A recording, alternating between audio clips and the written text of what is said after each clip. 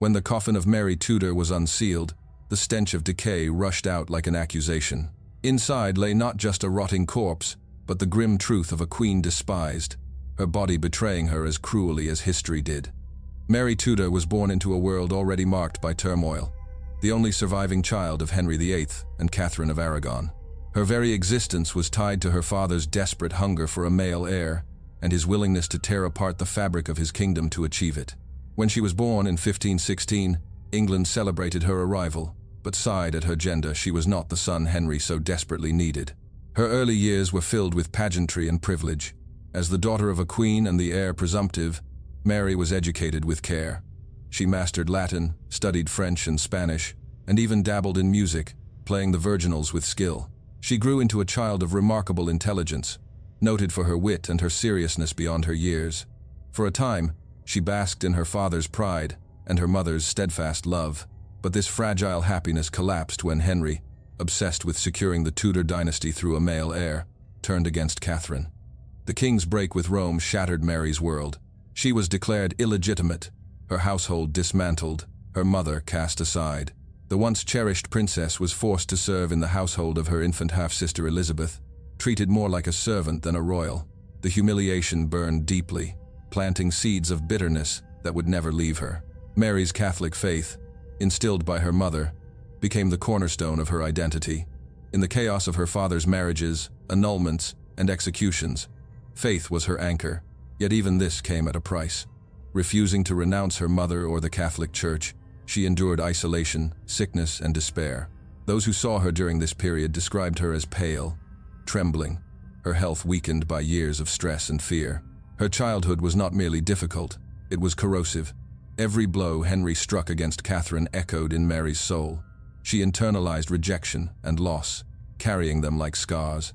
By the time she reached adulthood, she was no longer the bright, confident girl who once charmed courtiers. Instead, she was hardened, cautious, and deeply mistrustful. Mary Tudor entered womanhood with a heart shadowed by betrayal. Her father had turned love into cruelty, her kingdom had turned celebration into shame, and her own body, frail and often unwell, seemed to betray her with every passing year. This was the soil in which her later reign, drenched in fire and fear, would take root. When Edward VI, Mary's Protestant half-brother, died in 1553, England teetered on the edge of chaos. Edward's advisors attempted to bypass Mary, naming Lady Jane Grey, the young Protestant cousin, as queen. For 9 tense days, the kingdom stood divided. Yet Mary, with a rare burst of courage and determination, rallied her supporters. From her estates, she gathered nobles, soldiers, and commoners who believed in her claim and her Catholic faith. The people marched with her, and soon, London opened its gates. Jane was deposed, and Mary Tudor rode into the capital as England's first crowned queen regnant. The streets erupted with jubilation. Bells rang, bonfires roared, and Catholics wept tears of joy. After years of being treated as an outcast, Mary finally claimed the throne that had been denied her. To many, she seemed a figure of divine justice, God's chosen instrument to restore the true faith. But the crown Mary won was heavy with suspicion and rage. The humiliation of her youth had hardened into fury, and the fires of her faith burned hotter than mercy. Determined to undo the Protestant reforms of her father and brother, she launched a campaign to restore Catholicism with uncompromising zeal. Parliament repealed Edward's religious laws, papal authority was re-established, and England was returned, at least officially, to the Roman Church. Yet, restoration came at a cost. Heresy laws were revived, and Protestant preachers and commoners alike faced trial. In Mary's mind, this was purification, a cleansing fire meant to burn away sin and rebellion. But to the people who watched hundreds of men and women tied to wooden stakes, it was terror. The flames of Smithfield and Oxford illuminated not salvation but cruelty. Mary did not see herself as a tyrant. She believed she was saving her kingdom's soul. Each burning was, to her, an act of devotion, a grim necessity to return England to the fold of Rome. Yet in the eyes of history, this zeal sealed her legacy as Bloody Mary. Her reign, though short, became synonymous with fear. Where her sister Elizabeth would later be remembered as a symbol of renewal and power, Mary's name became entangled with fire, blood, and the smell of charred flesh. What began with jubilation ended with horror, and the crown that once felt like vindication became the very symbol of her damnation. Mary's triumph on the throne was short-lived, for her body soon began to betray her as cruelly as politics had. From the start of her reign, she was plagued with recurring fevers, stomach cramps, and a deep fatigue that no royal physician could relieve. Still, her most devastating struggles came from what appeared to be pregnancies that were not. In 1554, shortly after her politically unpopular marriage to Philip of Spain, Mary announced with joy that she was with child. The court erupted in celebration. At last, the Queen would provide an heir and secure the Catholic restoration. Drapes were embroidered with symbols of fertility, sermons were preached in thanksgiving, and foreign ambassadors sent word to their kings that England's succession was secure. But as months passed, the joy soured into unease. Mary's belly swelled, her cravings and sickness suggested pregnancy, and yet no child arrived. By the summer of 1555, whispers spread through London that the Queen's pregnancy had been an illusion. The swelling of her abdomen subsided, and physicians retreated in embarrassment. Hope dissolved into humiliation. Undeterred, Mary clung to faith. She interpreted the failed pregnancy as a test from God, a divine trial of her patience. When she later believed herself pregnant again in 1557, England once more braced for an heir. Prayers filled churches, bells rang, and courtiers dared to hope. But again, the waiting ended in silence. No baby, no cry, only Mary gaunt, pale, and increasingly frail. Modern historians believe she may have suffered from phantom pregnancies, a condition often caused by intense stress, hormonal imbalances, or even underlying disease. Others argue her symptoms reflected something more sinister, ovarian cysts or cancer already beginning to spread. Whatever the cause, her body became a cruel stage for repeated disappointment. Each false pregnancy was more than personal tragedy. It was a national crisis. England's hopes of stability, Catholic Europe's dreams of an enduring alliance, and Mary's own desperate desire for vindication all collapsed with every barren outcome. To her enemies, these humiliations were divine judgment. To her supporters, they were unexplained mysteries. To Mary herself, they were heartbreak proof that her body, the very vessel of her destiny, was no longer her ally. The Queen who had promised renewal was now withering before her court's eyes. Every convulsion of pain, every flush of fever, chipped away at her majesty. By the mid-1550s, Mary Tudor was not simply a queen struggling to rule. She was a woman imprisoned by a failing body, forced to confront mortality long before her crown lost its shine. By 1558, Mary's strength was broken. At only 42, she looked decades older. Her skin turned sallow, her eyes sank, and her frame weakened to the point where she could barely rise from her bed. The palace, once alive with ceremonies and processions, fell into silence as courtiers waited for the inevitable. Mary was abandoned not only by her health, but also by those closest to her. Her marriage to Philip had soured into distance. He spent most of his time in Spain, leaving her isolated in England. Letters between them reveal more formality than affection, a reminder that their union had always been one of politics, not love. When news of her illness reached him, Philip did not rush to her side. He was already thinking of how best to support Elizabeth, Mary's Protestant half-sister, once the crown passed. This abandonment cut deeply. Mary had sacrificed everything to preserve Catholic England, burning heretics, aligning herself with Spain, enduring the scorn of her subjects, yet she would die without the one thing she had desired most: a child. Her womb, the battlefield of her phantom pregnancies, remained barren. She had no heir, no legacy, only failure. Those who entered her chambers in the final days described a scene of quiet desolation. The once proud queen whispered prayers, clutching a crucifix as if it were her last tether to meaning. Her attendants noted that she spoke more of her mother, Catherine of Aragon, than of her own reign. It was as if Mary sought to return to the safety of her childhood, before betrayal, before fire, before loneliness. When death finally came on the 17th of November, 1558, it was almost a relief. The Queen, who had inspired such terror, now passed into silence. The court did not mourn with depth. Many looked eagerly to Elizabeth, the vibrant Protestant princess who promised renewal and stability. Where Mary's accession had been celebrated with bonfires, her death was met with muted relief. Mary Tudor left the world much as she had lived it, isolated, unloved, and overshadowed. Her reign had been a blaze of fear and faith, but her death was quiet, unnoticed by the same people who had once hailed her as savior. The last hours of her life revealed the deepest irony of her story. Though she had burned hundreds in the name of loyalty to her faith, she herself died almost friendless, abandoned by allies, and eclipsed by the sister, who would become one of England's most celebrated monarchs. Her final breath carried no triumph, only resignation. The crown that once promised vindication had delivered her into a solitude darker than any dungeon. In the stillness of Hampton Court, Mary Tudor's reign ended not with fire, but with silence. When Mary Tudor's body was prepared for burial, the physicians and embalmers tasked with the grim duty encountered something far more disturbing than expected. In Tudor England, royal bodies were often embalmed, not only for preservation, but also to symbolize dignity in death. What they found, beneath the Queen's skin, however, stripped away all semblance of majesty. Her liver, the organ most commonly associated with strength and vitality in 16th century medicine, was shrunken and discolored, as if it had been wasting away for years.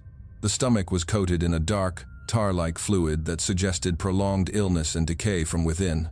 Her reproductive organs, once the center of so much speculation and disappointment, appeared grossly abnormal.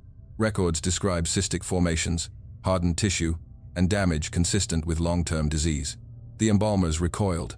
This was not simply the body of a queen who had died in middle age. This was the shell of a woman consumed by hidden sickness. Her lungs bore signs of chronic weakness, her heart showed evidence of strain, and her entire frame seemed ravaged. The stench was overpowering, so strong that those present reportedly had to abandon the chamber for moments at a time to gather their composure. To the medical eye of the time, such discoveries were shocking but not entirely explicable. They lacked the vocabulary of modern oncology, yet their observations point unmistakably to cancers of the stomach or ovaries, perhaps both. Today's scholars, examining the accounts, agree that Mary may have suffered from a malignant disease that slowly poisoned her body, creating the symptoms of false pregnancies, weakness, and eventual collapse. The horror of the embalming chamber became part of the whispered lore surrounding her death. While her official funeral rites displayed grandeur and ritual, the solemn procession, the gilded coffin, the chanting of priests, the hidden reality was far uglier. Beneath the cloth of state and layers of gold thread lay a body whose disintegration mirrored the collapse of her reign. For those who witnessed it, Mary's corpse seemed less a queenly relic than a warning. Her enemies seized on the spectacle, suggesting that even in death she bore the marks of God's judgment. For her supporters, the revelations remained unspoken, a shameful silence. Yet no matter how carefully the coffin was sealed, the memory of what had been found inside could not be entirely erased. The physical evidence of Mary Tudor's decline invited two interpretations, one grounded in medicine, the other in superstition. To physicians, she had likely succumbed to cancer of the stomach or ovaries, conditions poorly understood in the 16th century, but evident in the bloating, pain, and phantom pregnancies she endured. From a clinical perspective, her body had simply failed her, worn down by genetic fragility, stress, and age. But to the public, the story was different. In an age when religion infused every aspect of life, Mary's gruesome end was not seen as mere biology. It was interpreted as divine retribution. The Queen, who had ordered hundreds of Protestants burned at the stake, was now herself consumed from within. Her decaying organs were read as God's handwriting on flesh, a physical punishment for sins written into her body. Chroniclers of the time painted her decline in damning colors. They described her corpse as foul, her death as fitting for a ruler drenched in blood. The nickname Bloody Mary found not only its justification in the flames of Smithfield but also in the putrefaction of her body. Each ulcer, each abnormality discovered in her remains, became a metaphor for the corruption of her reign. This intertwining of medicine and superstition reveals much about Tudor culture. Disease was rarely seen as random. It was moralized, given meaning. A healthy body signified divine favor, while a diseased one was read as a curse. For Mary, whose reign had been marked by fire, fear, and childlessness, her corrupted body became the ultimate symbol of failure. Modern historians caution against such judgments. They remind us that Mary was a woman trapped by circumstances, the trauma of her childhood, the weight of dynastic pressure, and the physical ailments beyond her control. Her suffering was real, not divine theater. And yet, her contemporaries could not separate her biology from her morality. This tension between science and superstition continues to shape her legacy. Was Mary Tudor simply a cancer victim centuries before medicine could save her? Or was she, at least in the minds of her subjects, a monarch condemned to rot by heaven itself? The truth may lie somewhere between. Her body, ravaged and reeking, embodied both a medical tragedy and a cultural narrative of curse. In the end, the line between disease and destiny blurred. The Queen's corpse became a text upon which both doctors and preachers inscribed their meanings. And so, Mary's death was never just about the end of a life. It became another chapter in the long struggle between faith, fear, and the search for truth. Mary Tudor's body, already ravaged and offensive in its decay, was never meant to be gazed upon by her subjects. Unlike monarchs who were displayed for final farewells, Mary's remains were quickly sealed away, as though the court itself sought to erase the evidence of her suffering. Her embalmers, horrified by the stench and condition of her organs, ordered the coffin to be lined and soldered with lead. The layers of wood, cloth, and metal served not only to slow decomposition, but to prevent any foul odor from escaping during the elaborate funeral rites. No member of the court was permitted to view her face one last time. The Queen, who had once commanded England's obedience, was denied even the dignity of a final audience. The decision to conceal her so quickly carried symbolic weight. It was as though her reign, already associated with fire and blood, needed to be tidied up, hidden from public memory. Elizabeth, her Protestant half-sister and heir, was waiting in the wings. The less spectacle around Mary's body, the smoother Elizabeth's accession would appear. The pageantry of continuity could proceed without interruption by whispers of corruption or divine judgment. Instead of a viewing, the people of England were presented with spectacle of another kind, a magnificent state funeral. Priests in gilded vestments chanted solemn prayers, heralds proclaimed her titles, and courtiers marched in black robes. The outward face of the ceremony was one of dignity and grandeur. Yet beneath the cloth of gold pall and the heavy lead coffin lay a corpse that told another, darker story. The secrecy surrounding her burial fueled rumor. Some claimed her body had dissolved into foul liquid, others that her flesh had turned black in death. Whether true or not, these whispers hardened her reputation. Mary's hidden coffin became an emblem of both her private failures and her public disgrace. When the coffin was lowered into Westminster Abbey, it was placed not in solitary splendor but eventually in a shared tomb with Elizabeth. The irony is profound. The sisters who had been divided in life, Catholic and Protestant, fire and renewal, were forced into eternal proximity. Yet even in death, Elizabeth's presence overshadowed Mary's. Visitors came to honor the Virgin Queen. Few remembered the sister whose coffin lay sealed beneath the same stones. Mary Tudor's coffin was more than a container of remains. It was a prison, locking away not only her diseased body but also her legacy, at least as her contemporaries understood it. What the people were denied to see with their eyes, they imagined with their fears. Mary Tudor's reign left little space for affection or nostalgia. Once her coffin was sealed, so too was the willingness of many to remember her kindly. In the chronicles of her age, and in the centuries that followed, she became less a queen of flesh and blood than a caricature of cruelty. Comparisons with Elizabeth I sharpened the contrast. Where Elizabeth would be remembered as Gloriana, a ruler of flourishing arts and naval triumph, Mary became the dark foil, Bloody Mary, a queen defined by burnings, miscarriages, and despair. The literary and historical records painted her as a bitter woman who brought nothing but pain to her subjects. The absence of monuments spoke volumes. No statues rose in her honor. No grand projects bore her name. Where Elizabeth would command portraits, theaters, and poetry, Mary was quietly omitted from the cultural memory of her nation. In Westminster Abbey, the grandeur of her tomb was subsumed into Elizabeth's aura. Pilgrims and visitors came to see the Virgin Queen's resting place, rarely acknowledging that Mary lay beside her. This erasure was deliberate. Protestant chroniclers, eager to celebrate their triumph and justify the new order, depicted Mary as a failed tyrant. The flames of Smithfield were described in vivid detail, while her moments of courage, her devotion to faith, and her resilience under personal trauma were dismissed or ignored. The narrative of Mary as a bloodthirsty fanatic took root so deeply that few dared to challenge it for centuries. Her image entered folklore, not as a monarch but as a ghost. The legend of Bloody Mary, invoked in mirrors by children, became detached from the historical woman yet reinforced the horror of her name. In popular imagination, she was no longer a queen but a specter of vengeance, her humanity erased entirely. For generations, Mary Tudor existed only in shadow. She was the cautionary tale whispered in the margins of history, the queen whose memory served more as a moral warning than as a nuanced story. While Elizabeth's reign inspired admiration, Mary's became shorthand for cruelty and failure. To be forgotten is one tragedy. To be remembered only with contempt is another. Mary endured both. In the great tapestry of England's monarchy, her thread was cut short and stained with fire. Her presence remembered only as a scar. She had fought so desperately to restore her mother's honor, her faith, and her own legitimacy. Yet in the end, history's pen dismissed her with two damning words: Bloody Mary.